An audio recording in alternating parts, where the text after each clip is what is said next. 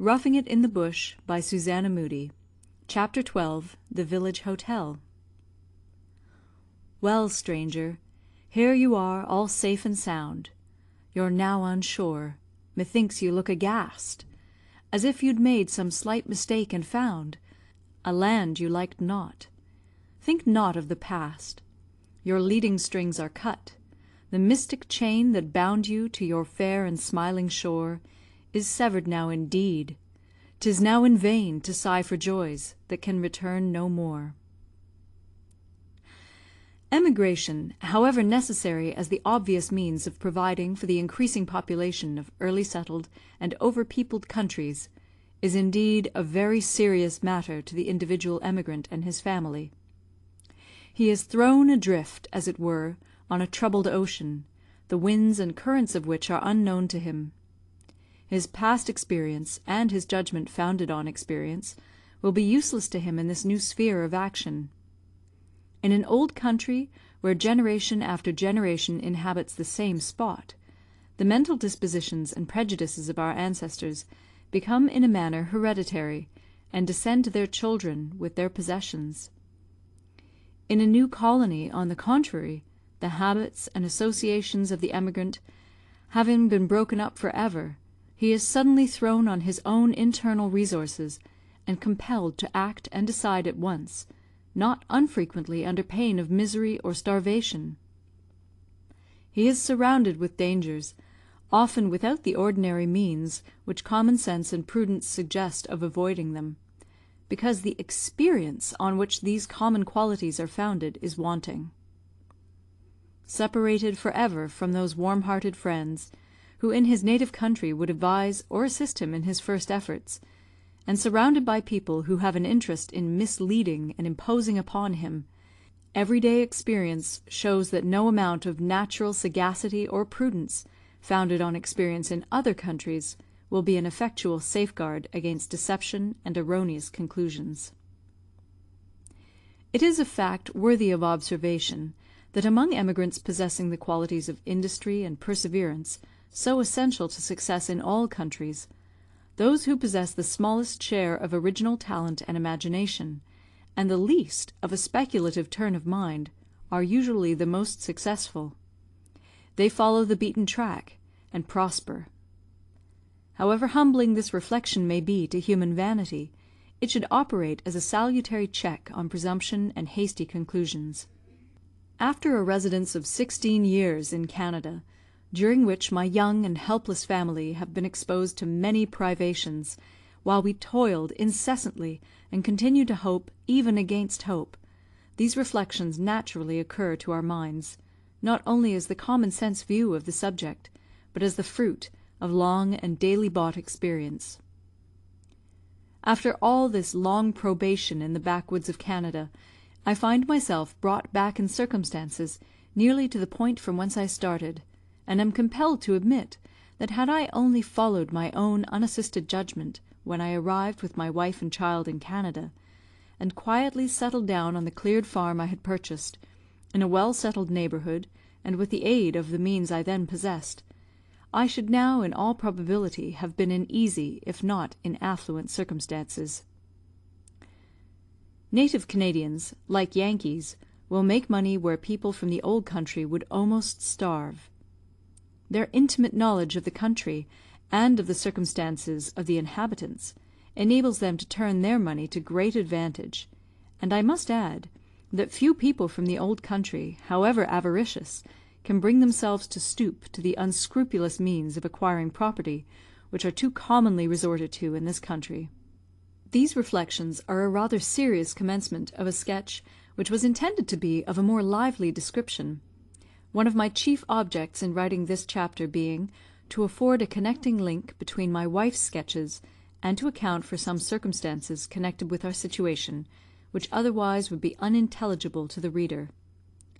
Before emigrating to Canada, I had been settled as a bachelor in South Africa for about 12 years. I use the word settled for want of a better term, for a bachelor can never properly be said to be settled. He has no object in life, no aim. He is like a knife without a blade, or a gun without a barrel. He is always in the way, and nobody cares for him. If he work on a farm, as I did, for I never could look on while others were working without lending a hand, he works merely for the sake of work. He benefits nobody by his exertions, not even himself, for he is restless and anxious, and has 100 indescribable ailments, which no one but himself can understand. And for want of the legitimate cares and anxieties connected with a family, he is full of cares and anxieties of his own creating. In short, he is in a false position, as every man must be who presumes to live alone when he can do better. This was my case in South Africa. I had plenty of land, and of all the common necessaries of life, but I lived for years without companionship, for my nearest English neighbour was 25 miles off. I hunted the wild animals of the country, and had plenty of books to read, but, from talking broken Dutch for months together, I almost forgot how to speak my own language correctly. My very ideas, for I had not entirely lost the reflecting faculty, became confused and limited, for want of intellectual companions to strike out new lights, and form new combinations in the regions of thought, clearly showing that man was not intended to live alone. Getting at length tired of this solitary and unproductive life, I started for England, with the resolution of placing my domestic matters on a more comfortable footing.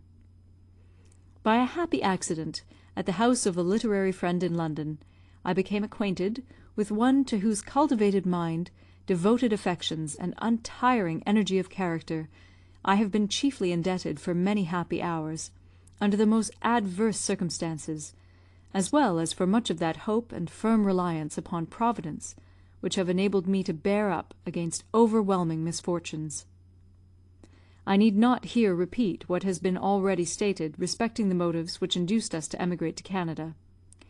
I shall merely observe that when I left South Africa it was with the intention of returning to that colony, where I had a fine property, to which I was attached in no ordinary degree, on account of the beauty of the scenery and delightful climate. However, Mrs. Moodie, somehow or other, had imbibed an invincible dislike to that colony, for some of the very reasons that I liked it myself. The wild animals were her terror, and she fancied that every wood and thicket was peopled with elephants, lions, and tigers, and that it would be utterly impossible to take a walk without treading on dangerous snakes in the grass.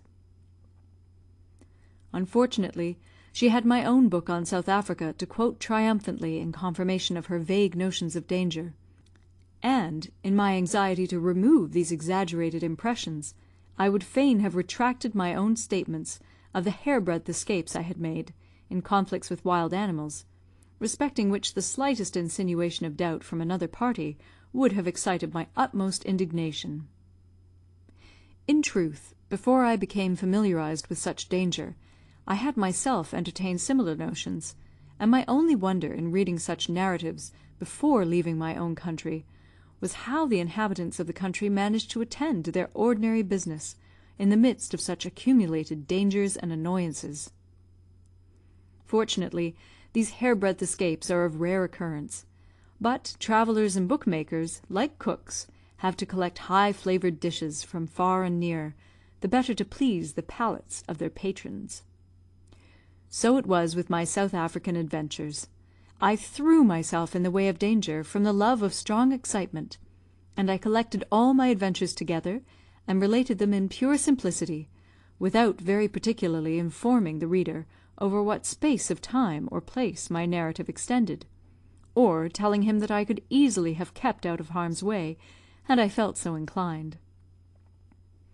All these arguments, however, had little influence on my good wife, for I could not deny that I had seen such animals in abundance in South Africa, and she thought she should never be safe among such neighbours. At last, between my wife's fear of the wild animals of Africa, and a certain love of novelty, which formed a part of my own character, I made up my mind, as they write on stray letters in the post office, to try Canada. So here we are, just arrived in the village of C, situated on the northern shore of Lake Ontario. Mrs. Moodie has already stated that we procured lodgings at a certain hotel in the village of C, kept by S, a truly excellent and obliging American. The British traveller is not a little struck, and in many instances disgusted, with a certain air of indifference in the manners of such persons in Canada, which is accompanied with a tone of equality and familiarity exceedingly unlike the limber and oily obsequiousness of tavern-keepers in England. I confess I felt at the time not a little annoyed with Mr. S.'s free and easy manner, and apparent coolness and indifference when he told us he had no spare room in his house to accommodate our party. We endeavoured to procure lodgings at another tavern on the opposite side of the street, but soon learned that, in consequence of the arrival of an unusual number of immigrants, all the taverns in the village were already filled to overflowing. We returned to Mr. S., and, after some further conversation, he seemed to have taken a kind of liking to us, and became more complaisant in his manner, until our arrangement with Tom Wilson, as already related, relieved us from further difficulty.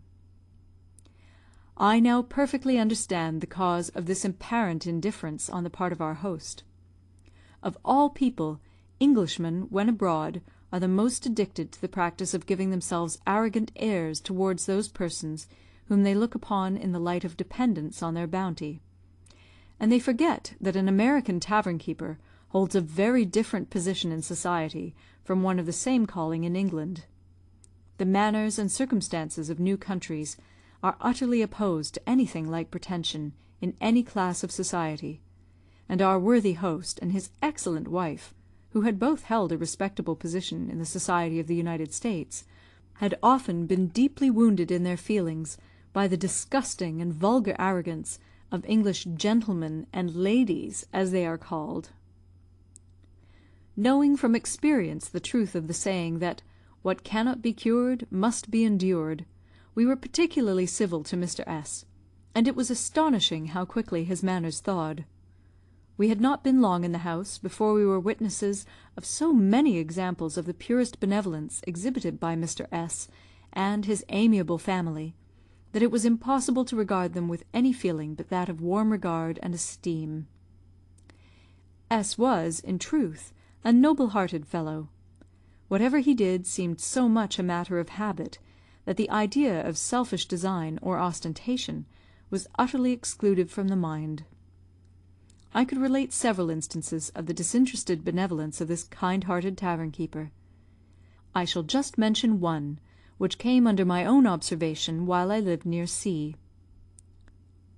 I had frequently met a young Englishman, of the name of M., at Mr. S.'s tavern.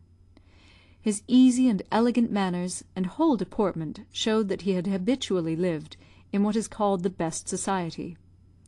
He had emigrated to Canada with 3,000 or 4,000 pounds, had bought horses, run races, entertained many of the wealthy people of Toronto, or York as it was then called, and had done a number of other exceedingly foolish things.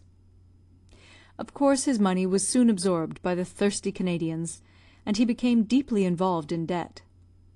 M. had spent a great deal of money at S.'s tavern, and owed him 70 or 80 pounds.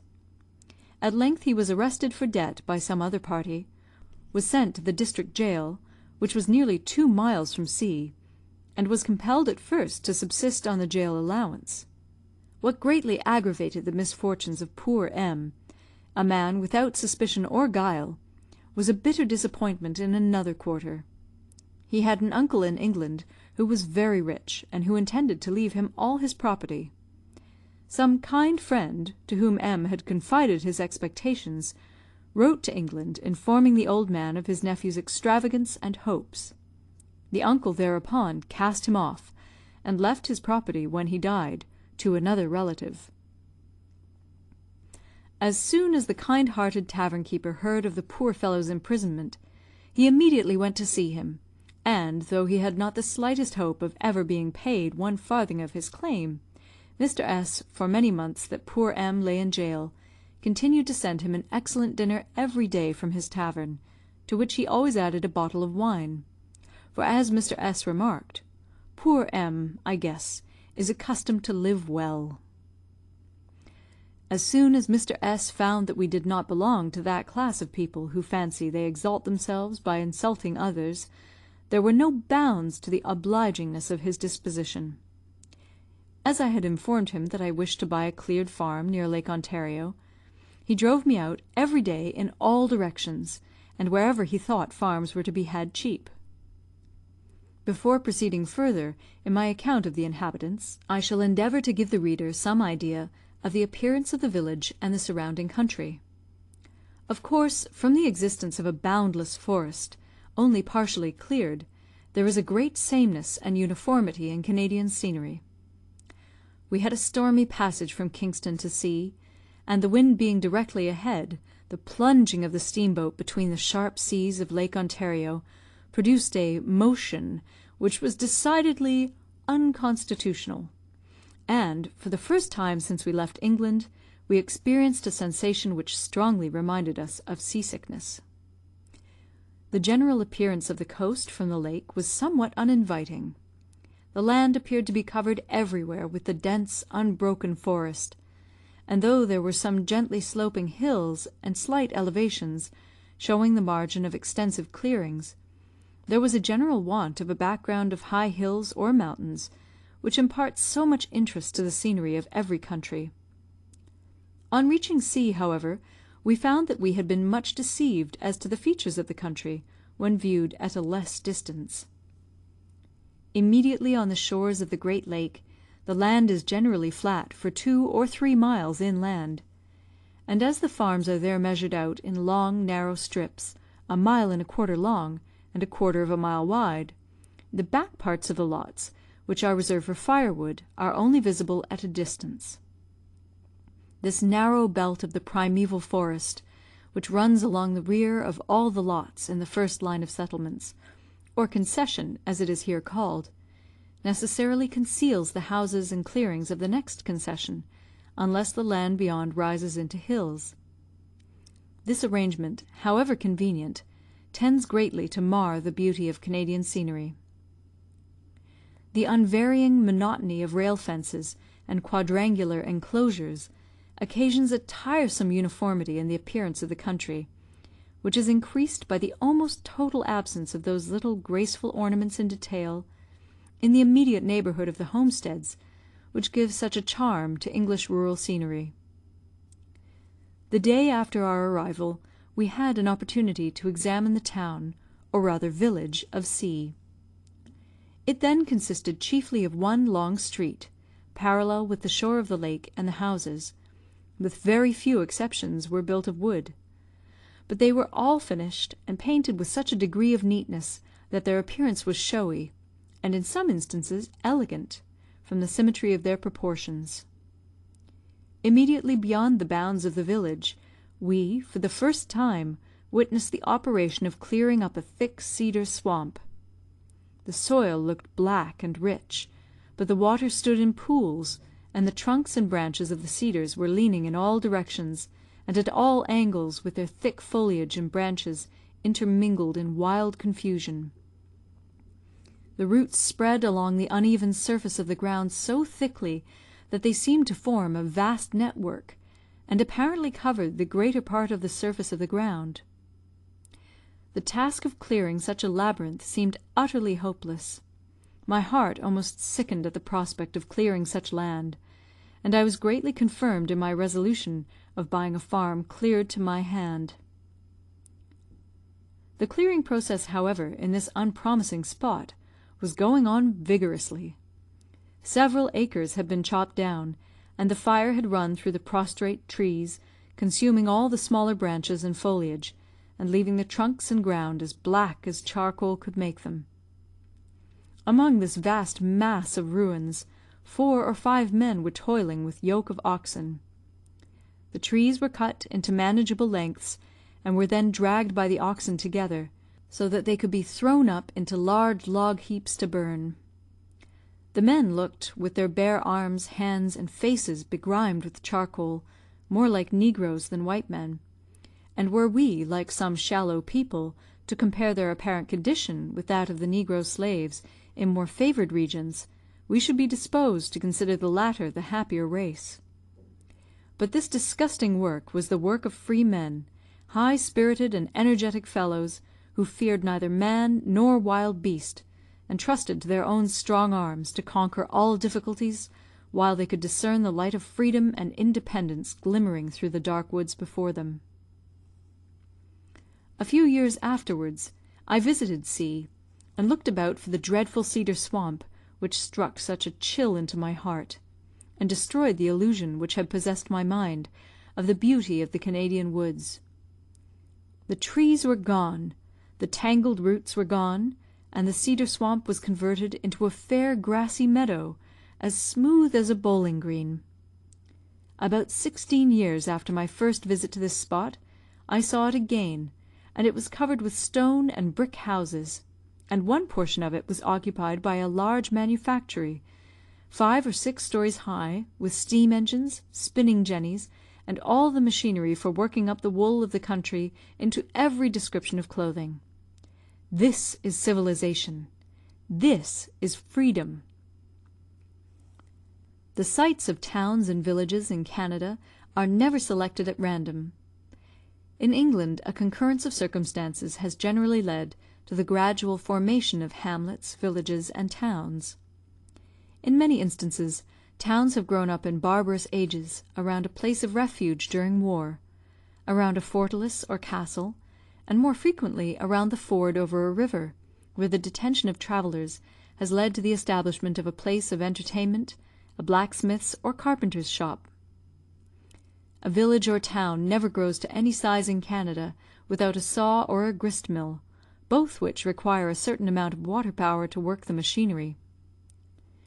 Whenever there is a river or stream available for such purposes, and the surrounding country is fertile, the village rapidly rises to be a considerable town.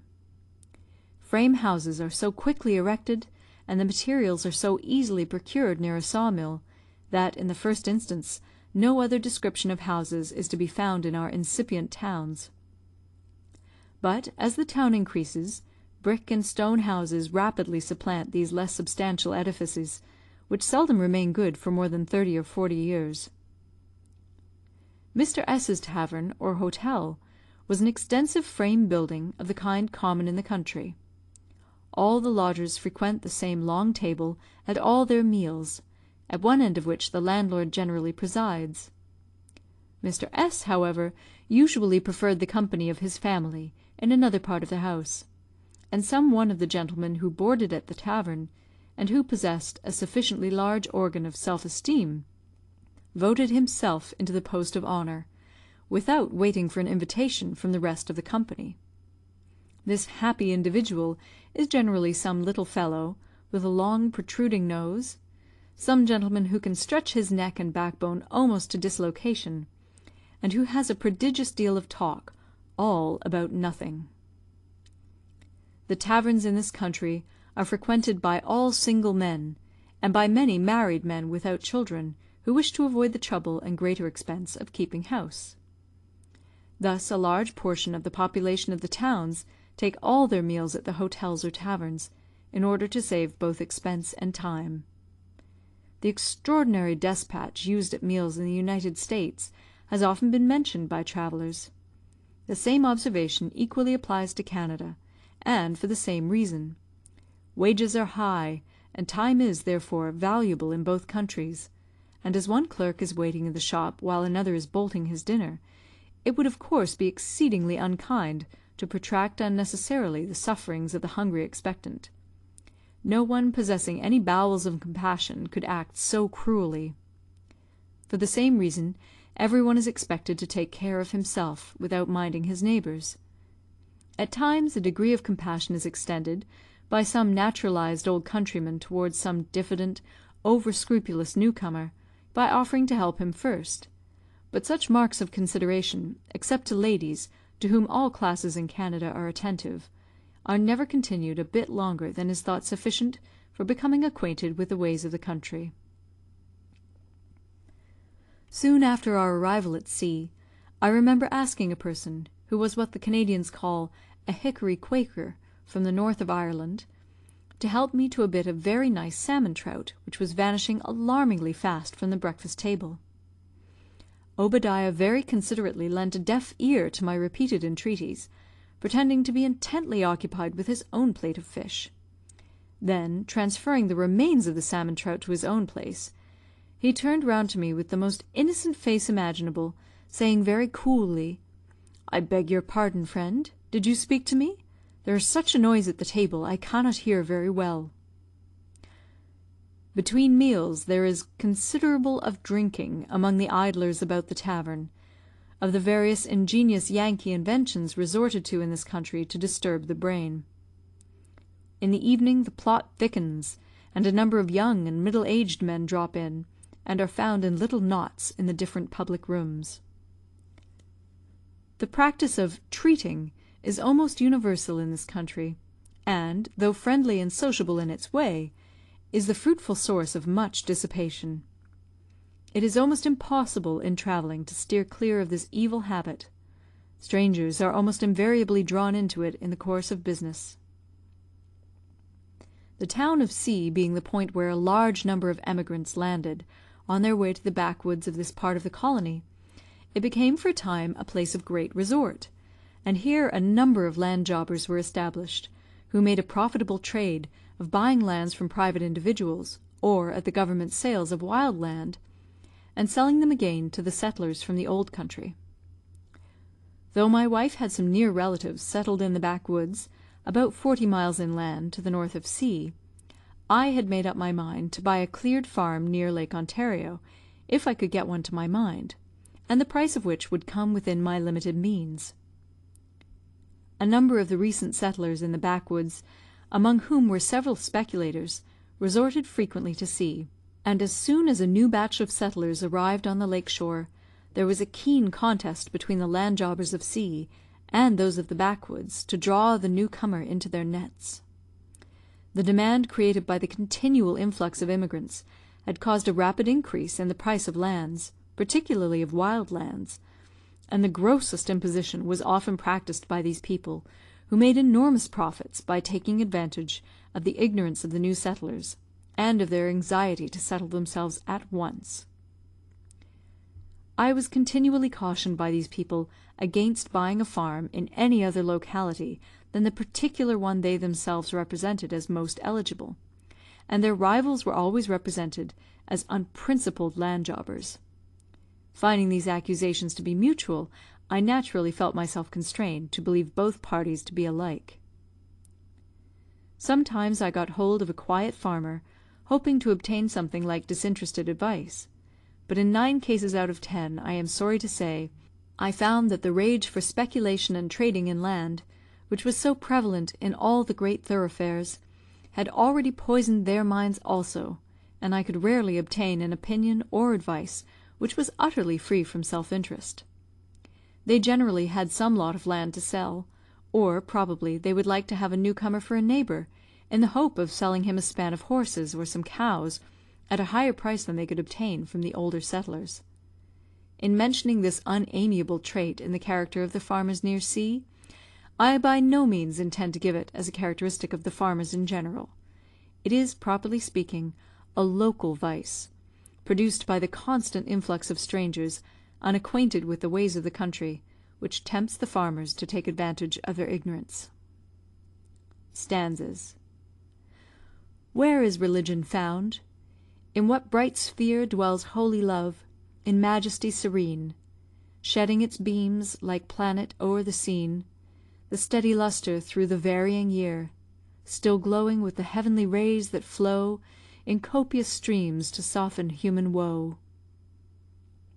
It is not mid the busy scenes of life, where careworn mortals crowd along the way that leads to gain, shunning the light of day, in endless eddies world where pain and strife distract the soul and spread the shades of night, where love divine should dwell in purest light. Short-sighted man, go seek the mountain's brow, and cast thy raptured eye o'er hill and dale. The waving woods, the ever-blooming vale, shall spread a feast before thee, which till now ne'er met thy gaze, obscured by passion's sway, and nature's works shall teach thee how to pray.